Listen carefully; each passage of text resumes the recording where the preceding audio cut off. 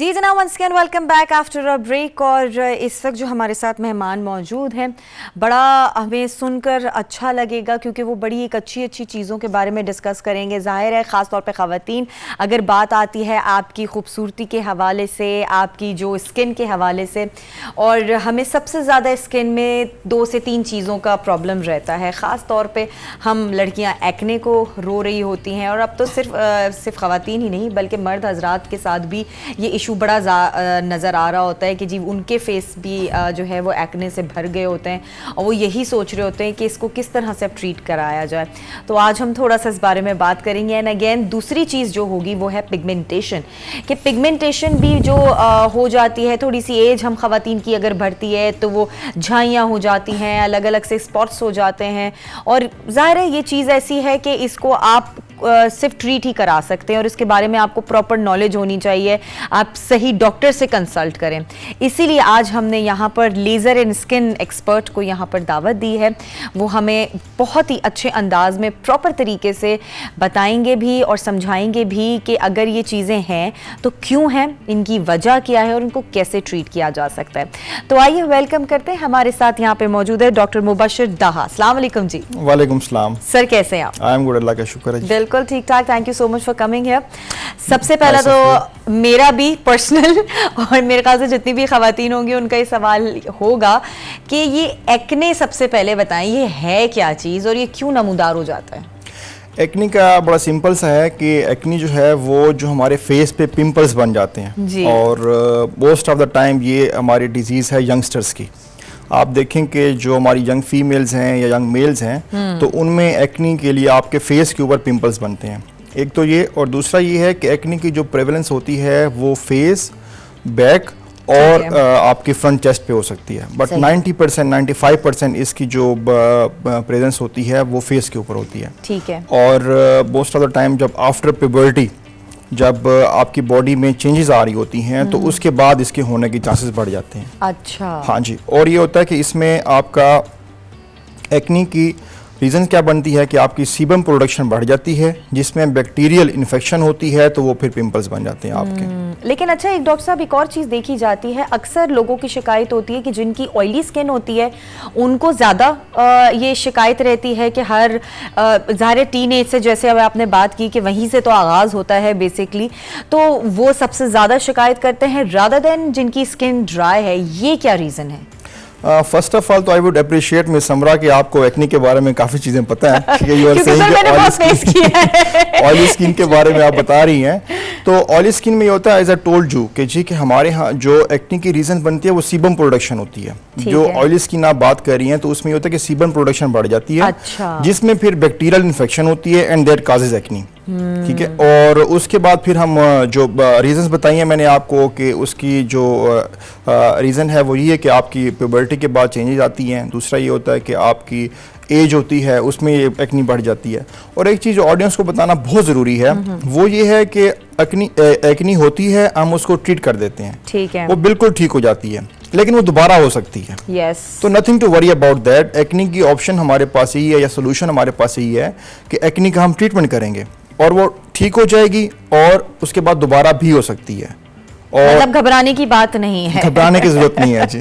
सही। अक्सर क्योंकि लोगों की जो कॉन्सेप्ट्स होते हैं वो होते हैं कि नहीं जी ट्रीटमेंट कराने का कोई फ़ायदा नहीं है, हम इतना पैसा भी वेस्ट करें, हम स्किन के साथ खिलवाड़ भी करें, एंड देन अगेन हमारी जो है वो पॉप होना शुरू हो जाए दोबारा से एक्नी, तो क्या ज़रूरत है एक ट्रीटमेंट की? ये भी एक रीज़न होता है, लोग ट्रीटमेंट की तरफ नहीं जाते। ट्रीटमेंट की जरूरत इसलिए है कि अगर if you don't treat acne तो ये फिर फर्दर एक्नी स्कारिंग की तरफ चली जाती है। एक्नी की पिगमेंटेशन हो जाती है, आपके फेस पे छोटे छोटे आपके वो बन जाते हैं, पिगमेंट्स बन जाते हैं, तो ओवरऑल कॉन्फिडेंस लूज होता है इससे। और इसकी जो स्टडीज हुई हैं उसमें ये हुआ है कि जो आपकी एक्नी है फेस पे, क्योंकि ये डायरेक्ट आपकी पर्सनैलिटी पे इफेक्ट कर रही होती है, आपके फेस का जो आपका जो वो होता है, जो फर्स्ट प्रेजेंस होती है आपकी किसी भी जगह पे, तो आपका फेस काउंट हो रहा होता है। आप किसी एक लड़की को बोलते हैं तुम्हारे चेहरे पे सिर्फ एक दाना है, वो सारा वक्त उसी को छूती रहेगी। हाँ बिल्कुल ऐसा ही है जी। हमारे मोस्टली क्लाइंट्स जो हमारे पास आ रही हैं वो ख़वातीन हैं या लेडीज़ हैं, तो उनका बड़ा मेन कंसर्न होता है जी कि हमारी एक्नी को ट्रीट करें। Acne is one of the issue, but acne के बाद most of the people face करते हैं कि जो स्कारिंग हो जाती है। सही। तो स्कारिंग जो होती है जिसको हम आम ज़बान में बोलते हैं कि खड्डे बन जाते हैं फेस पे, तो वो बड़ा आपकी ब्यूटी पे पे अफेक्ट करते हैं और आपके कॉस्मेटिक के लिए, कॉस्मेटिक पर्पस के लिए लोग बड़ा उसके लिए परेशान होते हैं। अच्छा, ट्रीटमेंट पे भी हम बात करेंगे, लेकिन उसी के साथ साथ मैं चाहती हूँ कि जो ट्रीटमेंट के साथ पॉसिबल कॉम्प्लिकेशंस होती हैं उसके बाद की, उस पे जरा हमें बताइएगा। पॉसिबल कॉम्प्लिकेशंस, दो मेन कॉम्प्लिकेशन है एक्नी की। If you don't go for the treatment तो उसमें होता यूं है कि आपकी एक्नी पे फेस पे स्कारिंग हो जाती है। ओके। तो जिस तरह मैंने पहले बताया कि हम फेस पे खड्डे बन जाते हैं, तो स्कारिंग होती है तो वो बहुत बुरे लगते हैं और लोगों की पर्सनैलिटी पे उसका डायरेक्ट इफेक्ट होता है। तो और बड़े मेन कंसर्न होते हैं इसके बारे में, और स्पेशली खवातीन। और दूसरा इसमें ये होता है कि जो एक्नी का अगर आप उनको ट्रीट नहीं करते तो वो छोटे छोटे से आपके फेस के ऊपर पिगमेंटेशन हो जाती है, वो भी आपको जो है डिस्टर्ब करते हैं। और जिस तरह मैंने बताया आपको कि स्टडीज हुई हैं जिसमें साइको सोशल का जो इम्पैक्ट है इसका एक्नी का बहुत ज़्यादा है। मतलब डायरेक्ट आपको इसका जो इम्पैक्ट है फेस करना पड़ता है, क्योंकि ये आपकी पर्सनैलिटी पे अफेक्ट कर रहा होता है। बिल्कुल सही कह रहे हैं। अच्छा, ट्रीटमेंट के साथ साथ अगर आजकल के दौर में अगर देखा जाए तो कितनी मेडिकेशंस भी आ गई हैं, हर दूसरी जगह ये सुनने को मिलता है। इवन मेकअप कॉस्मेटिक्स में भी आपके पास इस तरह की एक बड़ी लाइन प्रोडक्ट्स की मौजूद है जो कहते हैं कि जी एक्ने को कवर कर सकती है, एक्ने को ठीक कर सकती है। वो किस हद तक ठीक है? देखें, जो ट्रीटमेंट ऑप्शन है, जो हमारी मेडिकल साइंस कहती है कि ट्रीटमेंट ऑप्शन है, वो तो बहुत अच्छे हैं। अगर आप टाइमली उनको ट्रीट कर लें तो एक्नी की कॉम्प्लिकेशन भी नहीं होती, एक्नी की स्कारिंग भी नहीं होती, उसकी पिगमेंटेशन भी नहीं होती और वो ट्रीट हो भी जाती है। इसमें थोड़ा सा प्रॉब्लम ये है कि इसका ट्रीटमेंट लंबा अरसा चलता है। अच्छा, मतलब सिटिंग वाइज के आपको कितनी जरूरत है सेशंस की? मिस समरा, इसमें ये है कि जो ट्रीटमेंट होता है वो तो हम जाते हैं मेडिसिन में। अच्छा, ठीक है। जो हमारे प्रोसीजर्स हैं वो फिर नेक्स्ट कॉम्प्लिकेशंस के प्रोसीजर्स हैं। मतलब आपने ट्रीट नहीं किया टाइमली, आपकी एक्नी स्कारिंग हो गई है तो एक्नी स्कारिंग के लिए हम प्रोसीजर करेंगे। और अगर आपने ट्रीट नहीं किया टाइमली तो आपकी एक्नी पिगमेंटेशन हो गई है, जो फेस पे छोटे छोटे पिगमेंट्स बन गए, तो उनको हम ट्रीट करेंगे। एंड अगर सिर्फ एक्नी को ट्रीट करना है तो एक्नी के लिए हमारा जो मेडिसिन का ट्रीटमेंट है वो बहुत अच्छा है। सही। और जहां आप ट्रीटमेंट्स की बात कर रहे हैं, मैं चाहूंगी कि हमारे नाजरीन भी कुछ क्लिप्स देखें, कुछ पिक्चर्स हमारे पास मौजूद हैं, ताकि जो एक विजुअलाइज करके आपको चीज़ समझ में आती है कि आप जो बात कर रहे हैं वो किस तरह से प्रोसीड किया जाएगा और क्या वर्स्ट कंडीशंस हैं, उससे हम बेहतर की तरफ किस तरह से जा सकते हैं। मैं थोड़ा ब्रीफ भी करता हूँ इसमें साथ आपको कि इसमें किस तरह से हमारी एक्नी का ट्रीटमेंट करेंगे तो उसका रिजल्ट क्या आएगा। और अगर आप ट्रीट नहीं कर रहे तो उसकी जो कॉम्प्लिकेशन है तो उसके हम फिर कौन कौन से प्रोसीजर करते हैं, उसके फिर बिफोर एंड आफ्टर रिजल्ट्स क्या आ रहे हैं। सही। और आपने ये भी बताना है कि कितने इस कंडीशन में कितने सेशंस लगेंगे, कितनी सिटिंग्स के अंदर आपका ये बिल्कुल एक जैसे कहते हैं ना कि सेटिस्फाइंग रिजल्ट आपको मिल जाएगा और आपका क्लाइंट जो है वो सुकून में आ जाएगा कि हाँ भाई अब मैं इस प्रॉब्लम से निकल चुका हूँ, वो भी बताइएगा। जी जरूर। ठीक है जी, आइए देखते हैं। ओके। ये मैडम ये है कि एक्नी का हमने ट्रीटमेंट किया है इसमें, आप इसमें बिफोर एंड आफ्टर के रिजल्ट्स देख सकते हैं। As I was telling you कि हमारे पास जो ट्रीटमेंट की हमारे पास रिजीम है या ऑप्शन है वो बहुत अच्छी हैं। इनको टाइमली ट्रीट किया गया है तो इनका आप बिफोर एंड आफ्टर रिजल्ट्स देख सकते हैं। सही। हाँ जी, ये आप इनको भी देख लें कि इनका फेस पहले कितना डैमेज था, इनका ट्रीटमेंट किया गया। अच्छा, क्या ट्रीटमेंट किया ये भी बताइएगा। इसमें हम लोगों के पास मेडिसिन होती है कि हम एंटीबायोटिक भी देते हैं। अच्छा, सबसे पहले आप मेडिकेशन पे लेके जाते हैं? मेडिकेशन पे लेके जाते हैं। फर्स्ट टाइम हमारे पास जो ऑप्शन होती है हम मेडिकेशन देते हैं ताकि फर्दर कॉम्प्लिकेशन की तरफ ना आ जाए। ठीक है। और फर्दर अब ये है कि जो कॉम्प्लिकेशन होती है कि एक्नी स्कार बनते हैं, तो एक्नी स्कार के लिए ये देख लें कि before and after acne scars के लिए हमने CO2 फ्रैक्शनल लेजर किया है, तो उसके बिफोर एंड आफ्टर रिजल्ट्स ये हैं। Very good results. और नेक्स्ट देखें कि this is CO2 fractional laser. अच्छा, ये ट्रीटमेंट है प्रॉपर? जी, हमारी सेम क्लाइंट हैं जिनका हमने आपको बिफोर एंड आफ्टर रिजल्ट दिखाया है, उन्हीं का ही हम लोग CO2 फ्रैक्शनल लेजर कर रहे हैं। इस लेजर का ये वो पोस्ट लेजर ये रिजल्ट्स आए हुए थे। सही है। हाँ जी। तो आपको ट्रीटमेंट की जो वो ज़रूरत पड़ती है वो लाजमी पड़ती है या मेडिकेशन से भी जो है वो ठीक हो सकता है? मेडिकेशन से ठीक बिल्कुल हो सकता है। स्टार्ट में आप प्राइमली उसकी मेडिकेशन लें तो मेडिकेशन से बिल्कुल ठीक हो जाएगा। और अगर आप मेडिकेशन नहीं लेंगे और आप उसको मतलब लॉन्ग टाइम आप उसका ट्रीटमेंट नहीं लेते तो फिर वो कॉम्प्लिकेशन की तरफ जाती है। जिस तरह मैंने बताया कि कॉम्प्लिकेशन में वही चीज़ है, आपकी एक्नी स्कार्स बन सकते हैं, उसके पिंपल्स फिर अपनी जगह पे वो पिगमेंट्स छोड़ जाते हैं, तो उसको फिर ट्रीट करने के लिए हमें भी थोड़ा सा टाइम लग जाता है। और फिर पेशेंट्स का यकीनन वो जो लोग उस वक्त ख्याल नहीं करते तो फिर बाद में उनको थोड़ा सा फेस करना पड़ता है। थोड़ा सा एक्सपेंसिव ट्रीटमेंट्स भी हैं ये, तो इसलिए मेरी रिकमेंडेशन तो यही होगी कि आप एक्नी का टाइमली ट्रीट कराएं ताकि आपको फ्यूचर में इसकी कॉम्प्लिकेशन फेस ना करनी पड़े। अच्छा, एक टर्म है पीआरपी विद माइक्रो नीडलिंग, उसके वो किस तरह से किया जाता है और वो कितना असरअंदाज होता है?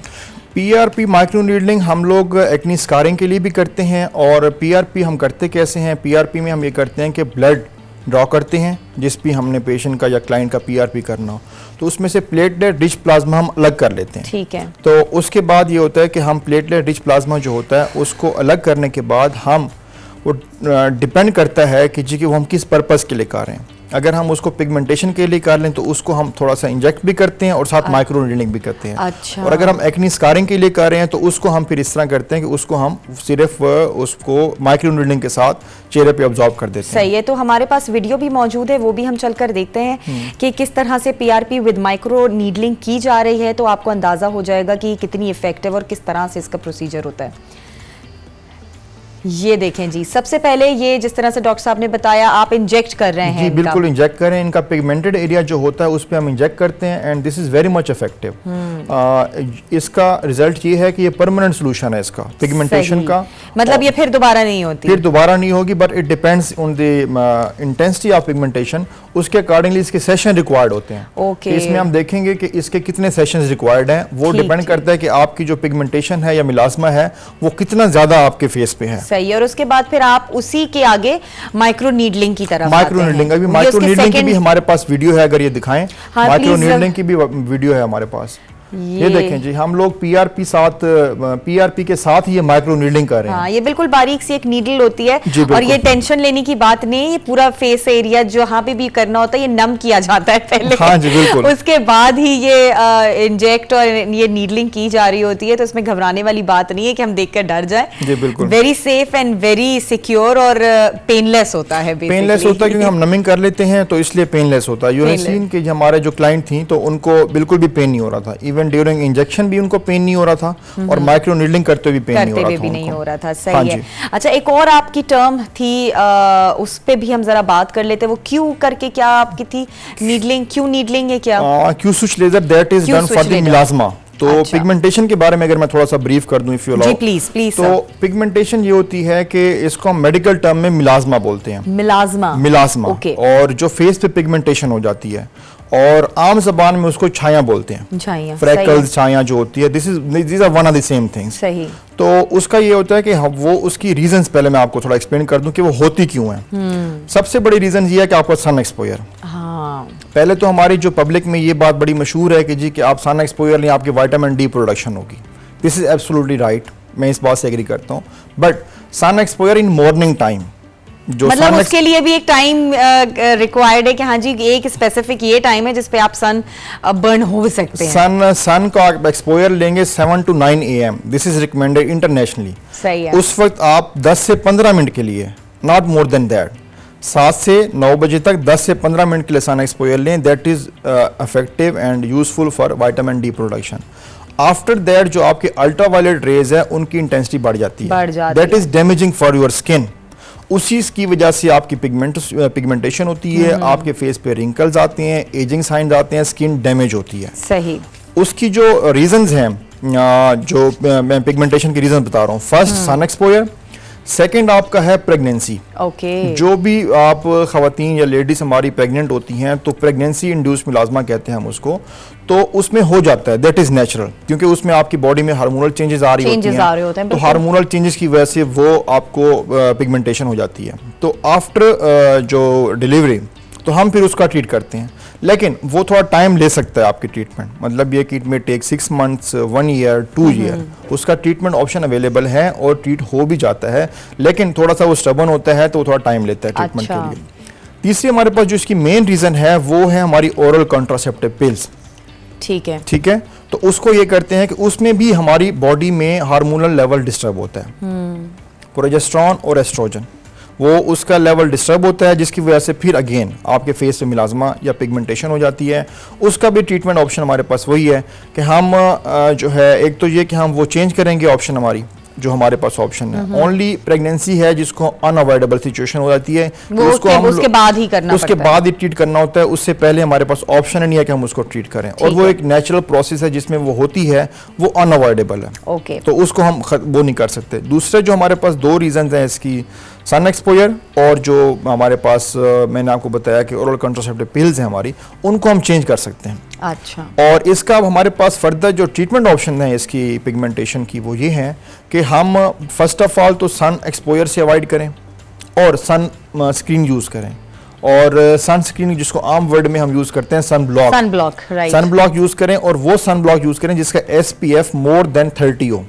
अच्छा, SPF सन प्रोटेक्शन फैक्टर होता है, वो मोर देन 30 हो, तो वो that is effective okay to reduce pigmentation. अच्छा, ये हर जो एज होती है उस पे सेम SPF यूज हो रहा होता है या मुख्तलिफ होता है? नहीं, उससे SPF का पर्पस है कि उसने जो अल्ट्रावायलेट रेज हैं उनको ब्लॉक करना है कि आपकी स्किन तक ना जाए, तो उससे एज मैटर नहीं करती। एज मैटर हाँ, अलबत्ता ये होता है कि जो यंगस्टर होते हैं उनकी स्किन थोड़ा स्ट्रांग होती है, उनमें ब्लड सप्लाई ज्यादा होती है, तो वो डैमेज जल्दी नहीं होती। सही। जो थोड़ा सा एज 40 प्लस होते हैं तो आपकी स्किन इतना फ्रेश नहीं रह चुकी होती, वो अगर कम सन एक्सपोजर में जाएंगे तो उनकी स्किन ज्यादा डैमेज हो जाएगी। ओके। थर्ड हमारे पास इसकी ऑप्शन जो मैं आपको ट्रीटमेंट ऑप्शन बता रहा था, वो माइक्रो नीडलिंग अभी आपने दिखाई है जी। जो माइक्रो नीडलिंग में हम उसमें PRP को हम इंजेक्ट भी करते हैं, PRP के साथ माइक्रो नीडलिंग भी करते हैं, तो वो this is the best option for pigmentation. Pimples या पिगमेंटेशन? पिगमेंटेशन के लिए जो मिलाजमा की हम बात करें, पिंपल्स तो आ जाएंगे एक्नी में, सही है। अब हम बात करें मिलाजमा की, पिगमेंटेशन की, तो उसके लिए जो हमारे पास ऑप्शन है ये वाली PRP की माइक्रो नीडलिंग के साथ, ये बहुत इफेक्टिव है। और हमारे पास ऑप्शन है Q switch laser. Q switch laser अगर ये हमें दिखा दें, क्यू स्विच लेजर। बिल्कुल जी, चले जी देखते हैं क्यू स्विच लेजर जो है वो किस तरह से किया जाता है। देखें, this is Q switch laser, तो ये हम फेस पे कर रहे हैं और इसका इंस्टेंट रिजल्ट आता है। अच्छा, फौरी तौर पे इसका रिजल्ट आता है। पिगमेंटेशन कम करने के लिए हमें मे बी इसके 3 to 4 सेशंस करने पड़े, लेकिन this is very much effective for skin glow.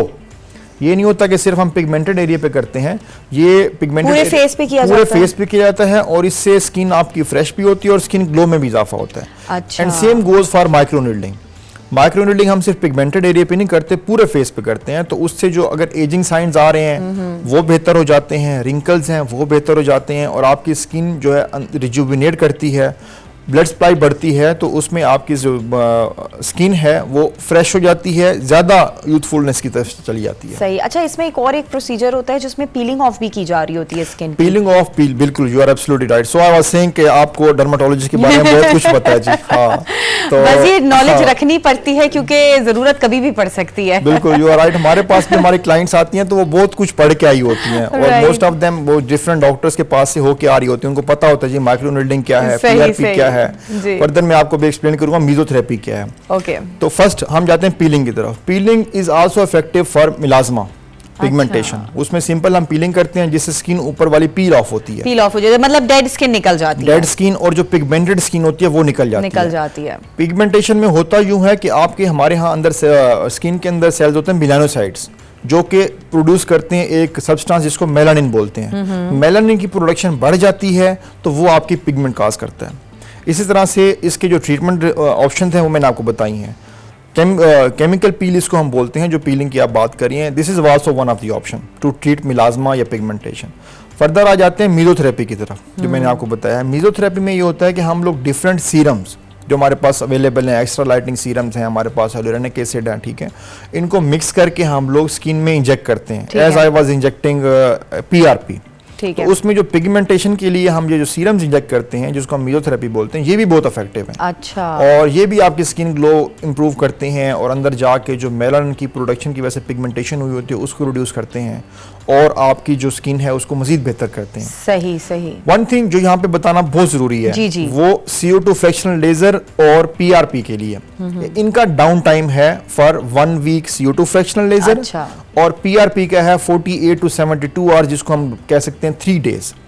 ठीक है। PRP का what is down time? Down time ये है कि जो आपकी CO2 फ्रैक्शनल लेजर कराया तो उसके बाद आपकी स्किन पील ऑफ होती है, तो उसमें हल्की सी स्किन आपकी रेड होती है, ऊपर वाले स्किन की लेयर उतरती है, तो आपके फेस पे खुरदरापन और वो इस तरह की पिंकिश फेस हुआ होता है। ओके। तो पिंकिश फेस को आप अगर पब्लिक में जाएंगे रूटीन में तो वो थोड़ा सा ऑड लगता है। और आजकल तो वैसे हम लोग कोरोना की वजह से मास्क यूज कर रहे हैं, तो वो थोड़ा सा बचत हो जाती है। थोड़ा सा बचत हो जाती है। लेकिन जो आपका वो है आम रूटीन में, वो वर्किंग को थोड़ा सा डिस्टर्ब कर सकता है, क्योंकि आपका डायरेक्ट फेस इन्वॉल्व हो चुका होता है और फेस पे ही सारा का सारा आपने और आप मेकअप भी आई थिंक उस पे अप्लाई नहीं कर सकते उसको छुपाने के लिए। बिल्कुल नहीं कर सकते उसके ऊपर मेकअप फॉर 1 वीक। ओके। और उस पे ऊपर आपको कॉम्प्रोमाइज करना पड़ेगा if you go for this procedure. हाँ, तो फिर तो जब आपकी किसी की छुट्टियां हो ना ज्यादा या वीकेंड आपको मिले तब जाइएगा डॉक्टर के पास। दूसरा मैम, जो हमारे पास ये मैंने आपको माइक्रो नीडलिंग का बताया, माइक्रो नीडलिंग में भी अभी आपने देखा हम प्रोसीजर कर रहे थे तो उनकी स्किन पिंक हुई थी। तो पिंक स्किन जो होती है वो भी उसका डाउन टाइम है, हल्की सी स्वेलिंग होने के चांसेस होते हैं, स्किन पिंक हो जाती है, तो वो भी 2 to 4 डेज में क्वाइट नॉर्मल हो जाती है। सही। तो उसमें ये है कि ये डाउन टाइम है, तो जिन लोगों ने भी ये प्रोसीजर का प्लान करना है तो उनके लिए ये जानना बहुत जरूरी है कि आपके पास इतना टाइम होना चाहिए। Most of the people come to us कि वो कहते हैं हम फ्राइडे को करवा लेंगे, सैटरडे संडे हमारा ऑफ होता है, तो मंडे तक वी विल बी फाइन। बिल्कुल। तो ये होता है जी, और बिल्कुल वही वाली बात है कि जो भी आपके पास आएगा पहले तो आपसे कंसल्ट करेगा चीजों को, तो उस कंसल्टेशन के दौरान ही आप उनको ये सारी चीजें भी बता देंगे तो उनको पता होगा कि हाँ भाई इस तरह से करना है। Well, thank you so much doctor Mubashir, and बहुत सुकून दे वाली आपने बातें बताई हैं, खास तौर पे एक्ने से रिलेटेड, क्योंकि जाहिर है हम खवातीन बड़ी टेंशन में रहती हैं, जरा सी भी कोई इस तरह की फेस पे बात हो, कुछ हो जाए या कोई स्कार बन जाए तो आपने बिल्कुल ठीक कहा था कि वो आपका कॉन्फिडेंस लेवल भी डाउन कर देती है, बिकॉज एक्सपोज हो रहा है हर किसी के सामने। तो मेरे ख्याल से राइट डॉक्टर से कंसल्ट करना और राइट टाइम पे ट्रीटमेंट लेना ही इसी का एक सोल्यूशन, इसके अलावा आप सिर्फ रो ही सकते हैं उसके ऊपर। जी बिल्कुल जरूरी है। मैं अगेन कहूंगा कि जी सन एक्सपोजर से आप अवॉइड करें। जो और दूसरा ये कि अगर आपको पिगमेंटेशन स्टार्ट हो गया तो उसको टाइमली ट्रीट करें ताकि वो बढ़ ना जाए। एक्नी स्टार्ट हो गई है तो एक्नी नॉर्मल है, उसको नॉर्मल ही लें, इन स्पाइट ऑफ दिस कि आप पैनिक हो या परेशान हो, उसकी ट्रीटमेंट ऑप्शंस अवेलेबल हैं। अच्छे डॉक्टर के पास जाएं और उसका ट्रीटमेंट कराएं, तो हमारे पास ट्रीटमेंट ऑप्शन हैं। मेरा अपना क्लिनिक F8 मरकज में है, इस्लामाबाद स्पेशलिस्ट क्लिनिक, मैं शाम में वहाँ पे होता हूँ, अगर आप मेरे पास आना चाहें। और बिल्कुल डेफिनेटली हम जरूर आपके पास आएंगे, क्योंकि हर किसी को खूबसूरत दिखने का शौक है। तो बिल्कुल अब आप जितनी भी चाहे मर्द हजरात हैं चाहे खवातीन हैं, उन लोगों को पता चल गया है कि अगर इस तरह की कोई प्रॉब्लम है तो इसके हल हैं, और जिस तरह से तरक्की कर चुकी है हमारी टेक्नोलॉजी, हर चीज़ के अंदर कुछ ना कुछ ट्रीटमेंट मौजूद है और हर चीज़ का सोल्यूशन मौजूद है। तो घबराने की बात नहीं है, आप सही जगह पर जाकर अपना सही तरीके से ट्रीटमेंट करा सकते हैं।